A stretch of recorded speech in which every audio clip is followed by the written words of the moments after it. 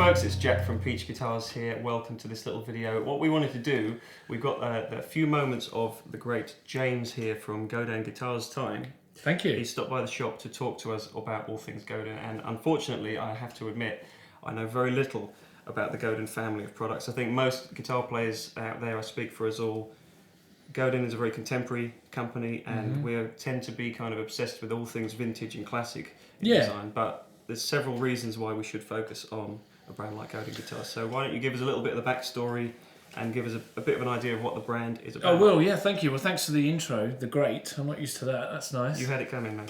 You had it coming, so please. Cool. Well, I'll try and be great. Well, Godin Guitars started in 1972, and it's a family-run business based in Montreal, owned by Robert Godin. So you've heard of Leo Fender and Bob Taylor and C.F. Martin. Well, Robert Godin is our version of that. He started the company. Absolutely everything that we make is from start to finish built in Canada, with the exception of our North American factory, which is in Berlin, New Hampshire. One of the other things that makes us incredibly unique is that we are a family of brands. So we're not just a family-run business, which the two sons, Simon and Patrick, both work for, but we're a family of brands. So I'll be honest, when I worked in retail, in guitar retail, I knew of Godin, and that was about it. I didn't really know any more. I'd heard of Seagull. Yeah. I'd heard of Art and Lutherie, and there were a couple, being completely honest, that I hadn't heard of, like Lutherie, which is our nylon range of guitars. So a Seagull, for example, is a Godin guitar. An Art and Lutherie is a Godin guitar. So the fact that I think it is all in-house is really interesting, because it is such a wide spanning kind of range of products that Godin produce, even under the Godin kind of moniker. Yeah. So we kind of surrounded ourselves, we pulled out a few models, specifically like the ACS series, some of the Multiac guitars, and then we've got one of the solid body electrics behind us there as well, the A6, which you mentioned is probably Godin's most popular and successful best-selling model. Yeah, I mean, technically speaking, that's not a solid body, but this is good because you'll. I don't know anything. So the A6, which is that guitar there, is a acoustic hybrid with an electric guitar. Right. We've been making it for 30 years, 35 years, I think, probably even longer. So you have a you have a piezo pickup underneath the saddle, and because it's an A6 Ultra, you have also a humbucker, as you can probably see by the neck. You can blend the two tones. You've got a dual output, so you've got an output for the acoustic channel, and you've got an output for the electric, but it will work as just one if you want to blend the two, or you can run it to two separate amplifiers, if that makes sense. Okay, right. So if you're in a duo, for example, and you get on the train a lot, and you're not necessarily driving to a lot of gigs, and you want to take one guitar, you can take an A6 with you if your set is built up of Eagle stuff and Dire Straits or whatever, and you go, well, actually, so I'm just going to flip to, and there's a switch on the top which you can blend or just move all the way over one side to have acoustic tones, so you move it all the way back the other side to have electric tones. So it's a genuine hybrid. Genuine, one of the first, if not the first. Right, okay. Back in the sort of late 70s, early 80s, we started making those.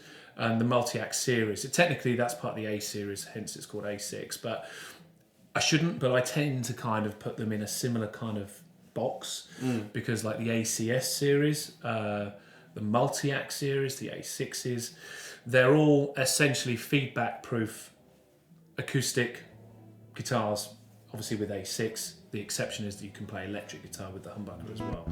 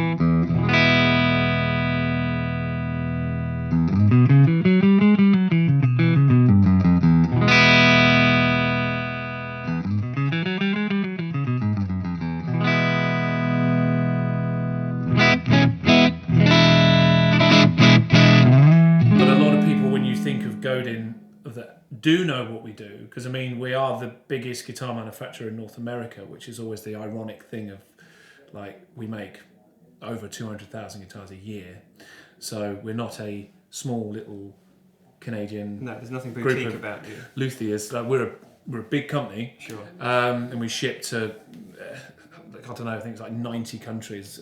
Like it's a huge amount of exposure that we have all over the world. right. But within the sort of Multiac series, that is what people will probably that have heard of us associate with Godin. Do you know what I mean? So you think of like Sting, Richie Sambora, Dominic Miller from Sting's band. There's a lot of Roger Waters from Pink Floyd. Yeah, that's how I remember coming across. Yeah. And was seeing those Multiac nylon strings. Yeah. Put to good use. Yeah, and that's the thing. I mean, the thinking behind them was, if you cast your mind back to the 70s, stylistically, what was going on with music? Well, there was lots going on, but one of the things that was going on was a lot of prog. There was a lot of, big intros, big sort of, kind of stadium-filling, arena-sized rock. Yeah. And not many, if any, nylon guitars that you could plug in. Yeah. And have kind of, not feed back and play to a stadium of people. So Robert being Robert Godin, he saw this as an opportunity and started making Multiacs. Right. So thin-bodied, chambered, so they're light, and essentially feedback-proof. And the neck profiles would be made for electric guitar players. So if you're in Metallica and you think about those early Metallica records with those big intros and stuff like that, with some nylon playing going on, you're used to having your hand wrapped around an electric guitar. The idea was that you can pick a Multiac up and you feel at home. Yeah. There's no 2-inch nut, baseball bat neck, none of that. It's right. Thin neck, thin nut, plug it in, it will feel like you're electric. So that's a good example, and probably the first example of Godin being right at the cutting edge of not only the kind of music trends of the day, but also the needs of players at the time. Yeah. And that's continued to present day, really, hasn't it? So the Multiac is still going strong. It is. There's a few varieties of that concept, aren't there? So maybe we could talk about kind of some of the products within the Multiac family and how they differ. Definitely, yeah. So A6 is just steel. We've touched upon A6, but just to put that to bed, A6 is just purely steel. You come into the Multiac series of guitars, and you're talking steel and nylon. So we do different options. So Multiac steel Duet Ambiance is a. We've just stopped doing a few variations of it. We're only doing one now, which is based on the Doyle Dykes signature. Okay. It's got an LR bag system in it. It's got 4 different EQ settings, different mic settings. So we recorded these really high definition studio microphones and implemented them into the guitar. So you've got a switch where you can switch and literally just change the tone of the guitar at the push of a button.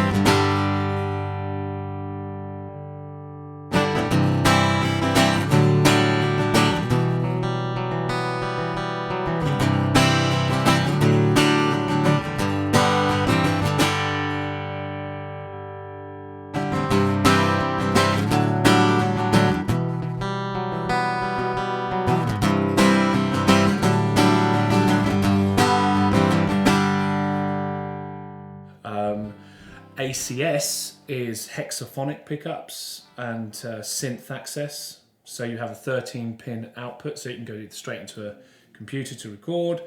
You can use the Roland GR55 loop sort of pedals, and you can loop, and you can do all sorts of things with that 13-pin output.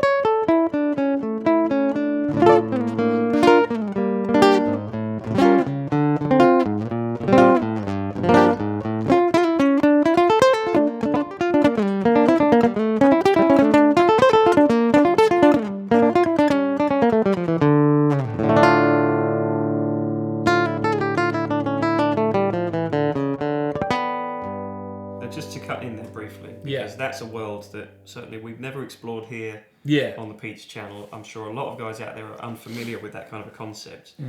In your experience though, how does that kind of technology work in a practical sense, and how easy is it to implement that into kind of a musical situation? Because it can be a bit daunting, I think. It can be. So the idea is, Robert said to me once, because we're fortunate enough that we go to Canada to see them every September, and we take dealers out, and we have a lot of sort of FaceTime with Robert and Simon Godin, his son, and Pat sometimes as well. One of the things he said to me on one of these trips is the idea is that the guitar gets out of the way. Right. So we want it to be as easy as possible for you to be creative. Because ultimately that is what the instrument's for. So we build a guitar the best guitar we can possibly build for value for money. But I would say probably 70 to 75% of the timber we use in our guitars is Canadian. So we adhere to Robert's MO, which is more guitar for less money. When he started the company in 1972, he wanted to make professional standard instruments at the cutting edge of technology, but for the most affordable amount of money. We could make guitars for 10 grand if we wanted to, but we would move too far away from what is our MO. One other thing we should touch on is the guitar that's been sitting in the centre the whole time. So this is another Godin guitar. Please. Completely opposite end of the spectrum to the stuff we talked about at the top of the video, the ACSs and that kind of that guitars of that ilk. So this is Fifth Avenue. Yeah, so this is kind of Fifth Avenue is our gypsy jazz sort of arch top type stuff. We have another thinner series, more 335 like, called Montreal Premier. Okay.